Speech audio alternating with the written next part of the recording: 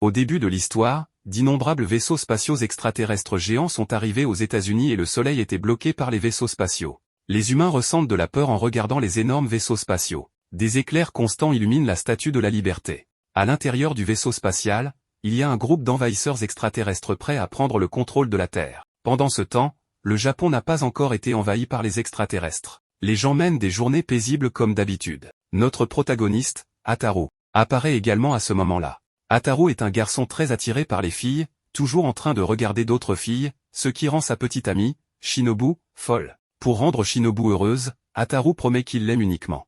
Shinobu retrouve son bon moral, mais Ataru est attiré par d'autres filles et se fait gifler par Shinobu. Ataru est couché près du pont et il est très déprimé. Un moine arrive et le pousse directement dans la rivière. Le moine s'appelle Sakurambu et il pense qu'Ataru veut sauter du pont. Il ne veut pas qu'il arrive un accident. Alors il percute Ataru en essayant de faire quelque chose de bien. L'explication rend Ataru encore plus frustré après avoir vécu une journée de malchance. Mais ce n'est pas la fin. Un groupe d'hommes en noir se précipite vers Ataru et l'entoure. Il s'avère que le chef extraterrestre lance un jeu. Il sélectionne au hasard un homme de la Terre pour jouer à un jeu en tête-à-tête. L'homme de la Terre doit attraper la corne sur la tête de l'extraterrestre dans les 10 jours pour gagner. Si l'homme de la Terre échoue, les extraterrestres prendront le contrôle de la Terre. Si les extraterrestres perdent, ils quitteront la Terre en paix. Ataru est celui qui est choisi au hasard. Shinobu craint qu'il n'arrive quelque chose de mal à Ataru et s'y oppose vivement. À ce moment-là, la fille du chef extraterrestre apparaît comme celle qui va concourir avec Ataru. Ataru est fasciné par la belle silhouette de la mue. Le chef extraterrestre annonce que le jeu commencera officiellement demain. L'espoir de protéger la Terre repose sur Ataru. De nombreux extraterrestres et terriens se rassemblent dans le stade où commence la compétition. Ataru découvre avec surprise que la mue peut voler. Il ne peut même pas la toucher. Même si Ataru n'abandonne pas l'espoir, il continue à s'encourager lui-même et à fantasmer que sa victoire fera de lui un héros aimé de toutes les filles. C'est dommage pour Ataru que la mue bouge trop rapidement. Elle court soit pour goûter la délicieuse nourriture humaine, soit elle se couche sur le toit et s'endort.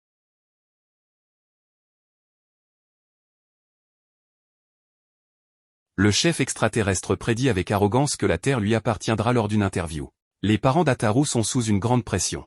Une fois que la Terre tombera, les gens blâmeront Ataru.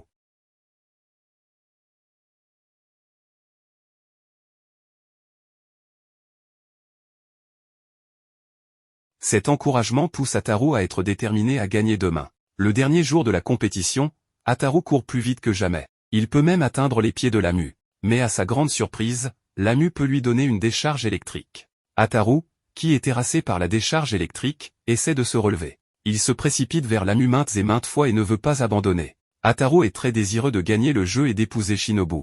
Ataru crie sans cesse « Épouse-moi ». La mue est tellement en colère qu'elle utilise à nouveau une décharge électrique sur Ataru.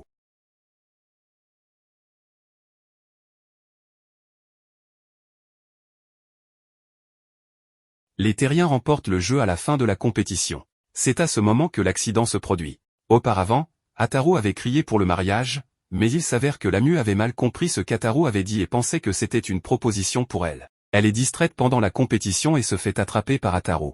La mue annonce publiquement qu'elle veut épouser Ataru. Le pauvre chef extraterrestre échoue dans son occupation de la Terre et perd sa fille. Personne n'écoute ce qu'Ataru veut dire. La mue décide de rester chez Ataru, et Ataru essaie de s'échapper mais échoue car la mue le paralyse avec une décharge électrique. Cette scène se répète pendant de nombreux jours par la suite. La mue est un Pikachu humanoïde et chaque fois qu'Ataru essaie de chasser Ram, la mue lui donne des décharges électriques. Plus tard, la mue ne supporte pas l'éviction constante d'Ataru, alors elle se cache dans son vaisseau spatial et utilise des ondes radio pour interférer dans la conversation entre Ataru et Shinobu. Un avion de passage disparaît après avoir été perturbé par les ondes radio. Même les informations rapportent cet incident, et l'animateur commente que le triangle amoureux d'Ataru a perturbé l'ordre de la Terre. Elle continue d'augmenter les ondes radio pour interférer dans les appels téléphoniques d'Ataru et de Shinobu.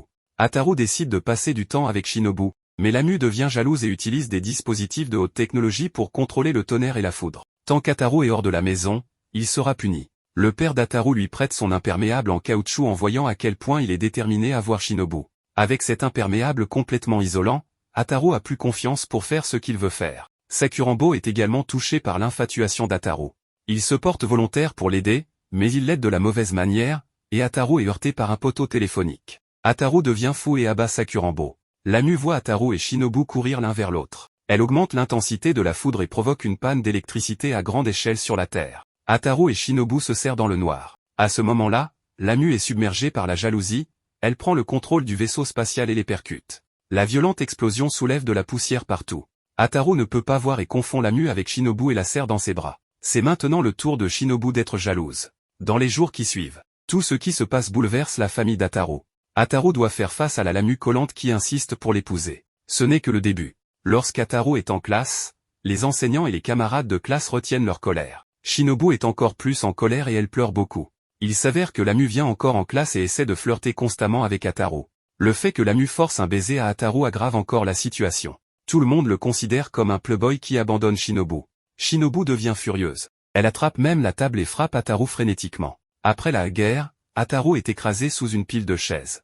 Le pauvre Ataru est couvert de blessures. Il doit faire attention à la décharge électrique de Lamu. Ataru ne peut pas faire face à ce qui se passe récemment, alors il choisit de se déguiser et de s'enfuir de chez lui. Lamu peut voler et utiliser des décharges électriques, et elle a une force entière qui peut prendre le contrôle de la Terre à tout moment. Ataru ne fait pas le poids contre elle. L'idée d'Ataru de s'enfuir échoue non seulement, mais elle est également diffusée à la télévision avec une photo de son départ de chez lui. Ataru percute une fille en essayant de s'enfuir à nouveau. L'interaction intime entre eux rend le luxurieux Ataru insolent. La fille s'appelle Sakura, c'est une sorcière, et elle voit un désastre arriver après Ataru, tous liés aux femmes. Sakura, qui est frêle et malade, est très gentille envers les autres. Elle n'a jamais été guérie de sa maladie mais souhaite toujours aider les autres. Lorsque Sakura ramène Ataru chez lui pour exorciser les esprits malins, Ataru remarque que la mère de Sakura ressemble à Sakurambo, qui ne semble pas être une bonne personne. Il panique et essaie de s'enfuir, mais la mère de Sakura le rattrape avec une corde. Sakura est très têtue, et Ataru essaie de s'échapper plusieurs fois mais est finalement attrapé. Entre-temps, la bouche de Sakura est très enflée, comme un monstre. Il s'avère que Sakura est beaucoup plus malade que les autres personnes, et elle est très faible comme si elle était maudite depuis son enfance. Au cours des quelques dizaines de minutes où Sakura exorcisait Ataru, elle a eu plusieurs fois des maux de tête et des douleurs cardiaques. La cérémonie d'exorcisme a été interrompue plusieurs fois. À mi-chemin de la cérémonie d'exorcisme, Sakura sent que toutes ses maladies ont disparu. Il s'avère que Sakura a accidentellement transféré tous les démons d'elle à Ataru.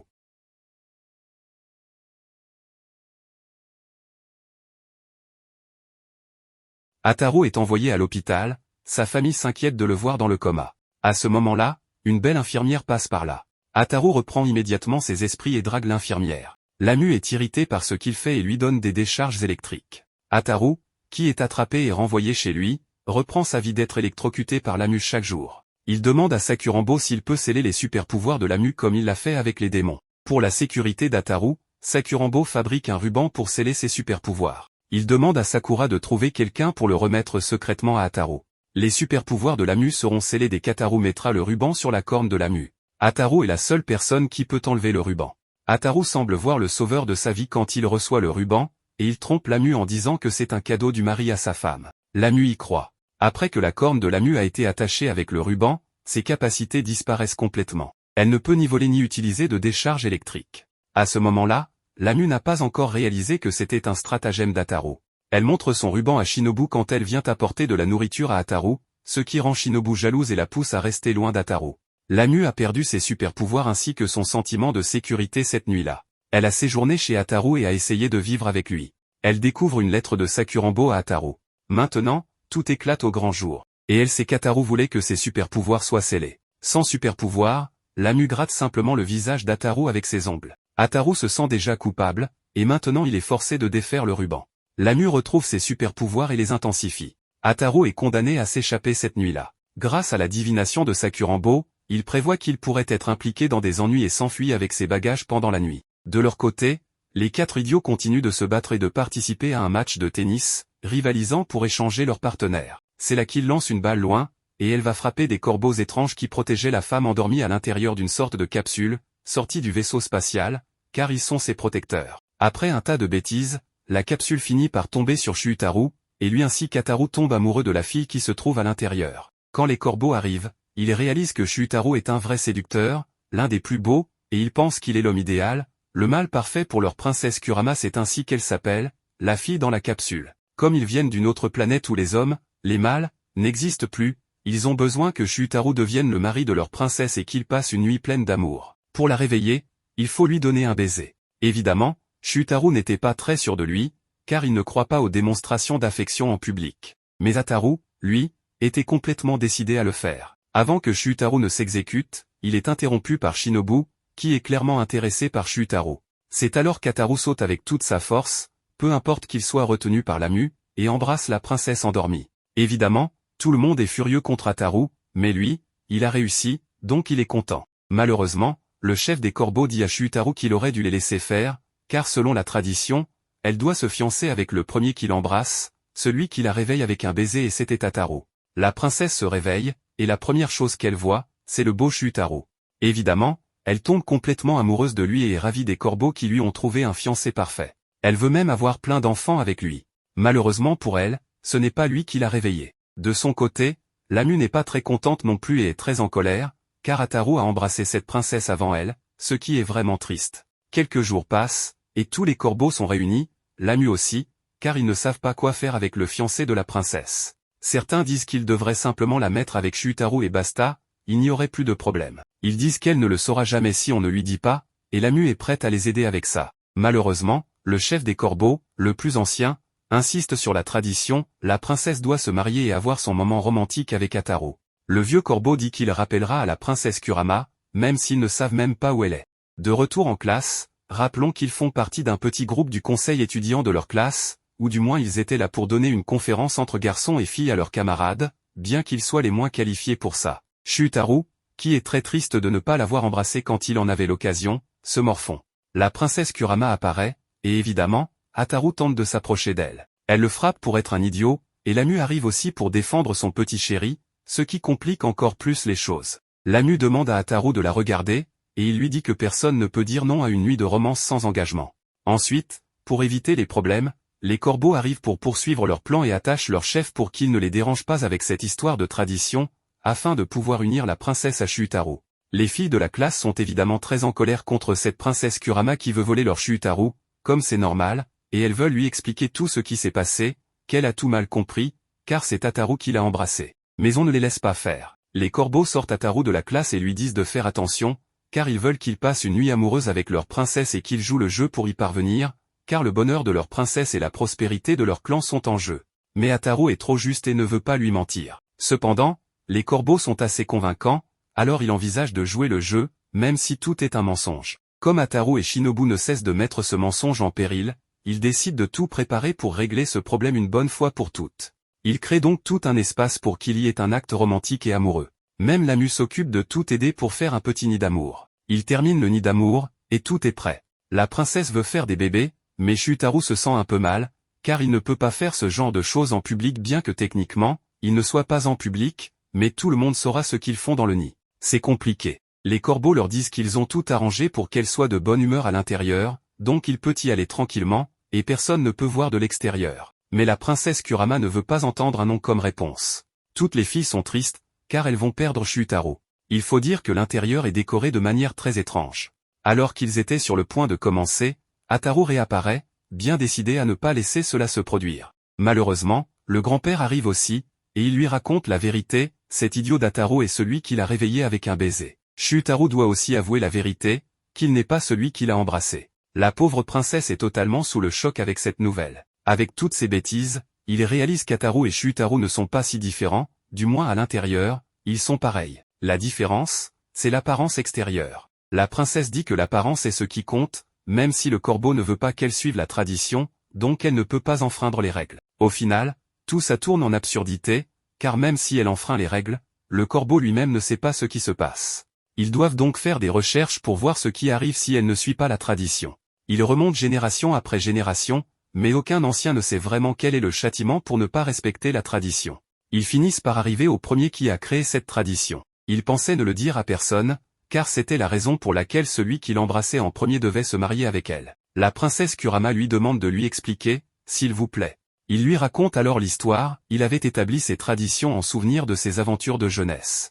Pour sauver une princesse, il avait beaucoup voyagé, vécu de nombreuses aventures, jusqu'à ce qu'il trouve une corneille femelle endormie.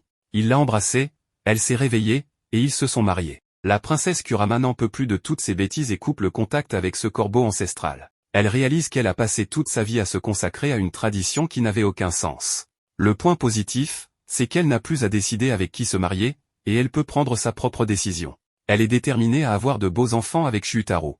Mais évidemment, Ataru ne va pas laisser cela se faire si facilement et montre à la princesse à quel point Shutaro est un idiot quand il n'est pas en présence de femmes. Ataru est peut-être un idiot, mais pas autant que ça. En vérité, ils sont tous les deux assez lamentables. La princesse décide alors de partir chercher un mâle avec plus de musculature et de force mentale, une bonne décision.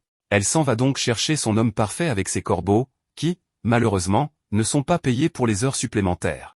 Tout a commencé avec le retour de Sakura qui, arrive à l'école de nos protagonistes comme l'infirmière, et évidemment, elle fait craquer tous les adolescents en chaleur, comme elle le dit elle-même. Celui qui est en tête de la file est bien sûr Shutaro, qui ne rate aucune fille, tout comme Ataru. Ataru, évidemment, en entendant qu'il y a une nouvelle infirmière sexy, court directement vers le bureau de l'infirmière et retrouve Sakura. Même s'il est un peu refroidi en la voyant, ses sentiments impulsifs reviennent dès qu'il la voit dans sa tenue d'infirmière. Le professeur de boxe, en découvrant que l'infirmière est aussi une prêtresse, lui apporte des gants enchantés pour qu'elle puisse les désenchanter. Il s'avère que le gant droit est très affectueux et aime être très proche et peloter son adversaire, tandis que le gauche donne des coups très forts. Malheureusement pour Ataru, comme si sa vie n'était pas déjà assez difficile, il met le gant droit et se met à tripoter tout le monde, recevant les punitions des filles de tous côtés. Même Shutaro se fait harceler par ce gant. Évidemment, tout le monde pense qu'Ataru ment et utilise ça comme excuse pour toucher les gens, mais ce n'est pas le cas. Ensuite, quand il met le gant gauche, il caresse avec la main droite et frappe avec la gauche. Il manque de peu de frapper Lamu, mais pour éviter cela, il met son visage en avant parce qu'il dit qu'il ne frappe pas les dames. C'est le minimum de galanterie qu'il lui reste, probablement. Et comme Lamu n'arrête pas de dire darling, en s'accrochant à Ataru, lui n'arrête pas d'essayer de la frapper, mettant son visage pour que ça n'arrive pas. Finalement, Sakura a l'idée de rompre ce sort ou cette malédiction des gants. Elle organise un ring dans la salle de classe et fait en sorte que Lamu poursuive Ataru, comme d'habitude, pendant qu'il met son visage en avant pour ne pas la frapper, jusqu'à ce qu'il soit mis KO et perde son esprit combatif. Là, Sakura peut enfin lui enlever les gants. Voilà donc cette intrigue des gants, la plus folle et la plus drôle de l'épisode. Ensuite, on passe à la partie la plus intéressante et aussi la plus belle de l'épisode. Comme toujours, on voit d'autres couples se tenir la main, et cela devient quelque chose que Lamu aimerait faire avec Ataru. Mais évidemment, cela semble peu probable. Pendant ce temps, les garçons de la classe, camarades d'Ataru et de Shutaro, sont en colère parce que Shutaro attire toutes les filles de la classe, qui sont leurs amours impossibles. Il reçoit des lettres de toutes, ce qui rend les autres jaloux. Et Ataru, lui, a seulement Lamu derrière lui, donc il ne peut ressentir que de l'envie. Il prépare donc un plan pour piéger ces deux idiots. Ils écrivent une fausse lettre, signée par une prétendue fille qui n'existe pas, adressée à Ataru. C'est la seule lettre qu'il a jamais reçue. Et dans cette lettre, la fille parle soi-disant mal de Shutaro et dit qu'Ataru est bien meilleur. Shutaro découvre ça et dit que l'écriture est très maladroite et que c'est sûrement un faux, mais Ataru ne le comprend pas et se laisse tromper par les garçons. Il pense vraiment qu'une fille est amoureuse de lui. Et cette scène du baiser, celui qu'un de ses camarades a mis sur la lettre comme un sceau d'amour, était l'un des moments les plus drôles de l'épisode, et aussi très dégoûtant, je ne sais pas pourquoi. Évidemment, Lamu, qui traîne dans les parages, est très triste et en colère à cause de ça. Elle pense qu'une autre fille pourrait être amoureuse de lui, ce serait stupide évidemment, et Ataru lui répond, regarde qui parle. Et c'est vrai. Mais elle est très jalouse et triste à la fois. Pauvre Lamu. Shutaro sait que cette lettre est fausse, il faut vraiment être bête pour ne pas le voir. Ils font un pari, si la lettre est fausse, Ataru devra lui céder la présidence de la classe, et Shutaro lui donnera 150 000 yens ou quelque chose comme ça. Ataru donne alors rendez-vous à la fille dans un café, où tout le monde va aller pour voir si elle existe vraiment. Les garçons qui ont monté toute la blague paient une fille pour qu'elle fasse semblant d'avoir écrit la lettre. Mais cette fille, avec les 3 000 yens qu'on lui a donnés pour jouer le rôle, s'est acheté plein de nourriture, a eu mal au ventre, et n'a pas pu venir. Du coup, les garçons ne peuvent plus rien faire et ne peuvent pas dire à Ataru que tout était faux. Lamu découvre tout ça en espionnant depuis un arbre et entend les garçons. Elle dit que cette fois, elle n'aidera pas Ataru parce qu'il mérite une leçon. Et il la mérite, franchement, vu comment il la traite. Tout le monde se retrouve donc au café, mais la fille n'arrive jamais, normal, elle n'existe pas. Ataru allait passer pour un idiot. Mais Lamu, qu'il aime vraiment, le dit même avec ses propres mots ici, ne peut pas laisser cela arriver. Elle laisse couler une petite larme et décide de se déguiser en cette soi-disant fille. Elle va au café et fait semblant d'être une autre. Étonnamment, personne d'autre qu'Ataru ne semble la reconnaître. Elle lui dit de jouer le jeu, sinon il passera pour un idiot devant tout le monde. Et évidemment, tout le monde est surpris par cette nouvelle conquête d'Ataru. Il gagne donc le pari. Après, Lamu et Ataru rentrent ensemble, et Ataru veut lui parler. Il se sent mal pour ce que ses camarades lui ont fait. En y pensant, il lui doit un service. Lamu voit un autre couple se tenant la main, ce qui la rend un peu triste à nouveau, car c'est quelque chose qu'elle n'arrivera pas à faire avec Ataru. Elle part donc en avant pour rentrer chez elle. C'est la qu'Ataru se retourner, enfin, voit à quel point Lamu est jolie, et ce qu'il est en train de rater. Il a vraiment de la chance, et il est en train de gâcher tout ça en ne lui prêtant pas un peu d'attention.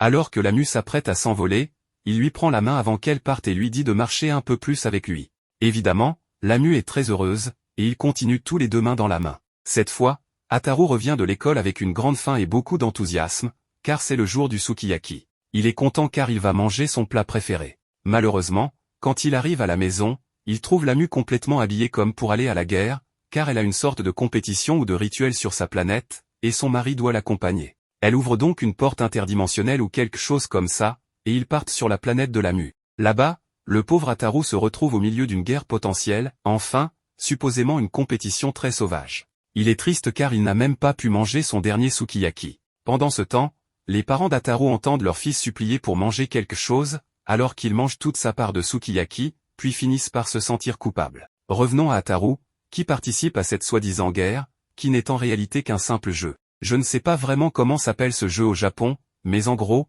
Lamu est en haut d'une structure très élevée, et les gens doivent lancer des balles dans un panier qu'elle tient. L'équipe qui met le plus de balles dans le panier gagne. Évidemment, Ataru est déçu parce qu'il ne va pas mourir et que tout ça n'est qu'une compétition stupide. C'est alors qu'il voit l'une des amies de Lamu, une beauté nommée Bantan, qui est dans l'équipe adverse et joue le même rôle que Lamu. Ataru va lui faire du charme. Comme Bantan remarque que le mari de son ami flirte avec elle et que Lamu commence à perdre patience, elle en rajoute en essayant même d'embrasser Ataru.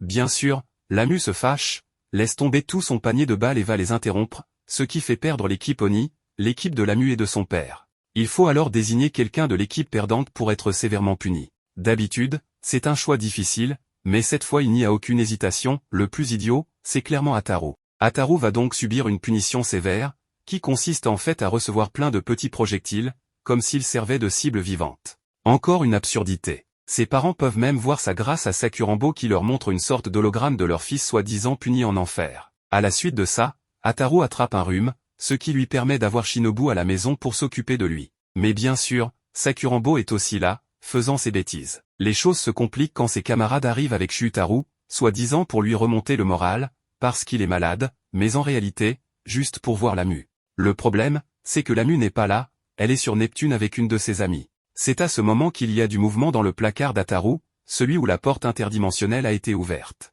Une nouvelle personnage arrive, Oyuki, l'ami de Lamu. Il se promène sur Neptune, qui est entièrement gelé, et là-bas, les hommes, on ne sait pas trop ce qu'ils font, mais les camarades d'Ataru se retrouvent à pelleter de la neige. Ils le font parce qu'ils sont encouragés par plein de jolies filles, bien sûr. Pendant le séjour d'Ataru dans la maison, ou plutôt le manoir, d'Oyuki, il a une rencontre avec elle, et cette fois il réussit assez facilement à ses fins. Disons qu'Oyuki est comme une version féminine extraterrestre d'Ataru. Juste quand tout commence à bien se passer pour lui, la mascotte d'Oyuki arrive, Bibu, un yeti géant, hyper protecteur, qui veut littéralement tuer Ataru.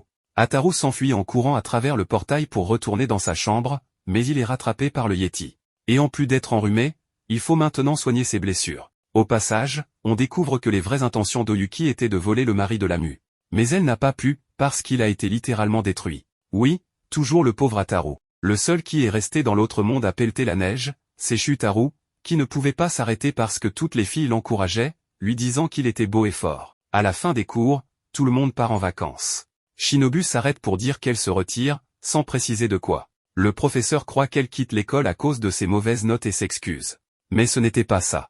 Shutaru prend la parole et dit qu'il comprend. Il pense qu'elle va se retirer en tant que personnage principal de l'anime. Oui, il brise complètement le 4e mur. Et tout le monde commence à se battre pour savoir qui sera le personnage principal. Mais tout le monde oublie que le vrai personnage principal, c'est bien sûr toujours Lamu. Ils se mettent tous à se disputer, et en réalité, Ataru voulait juste se retirer, du conseil des élèves.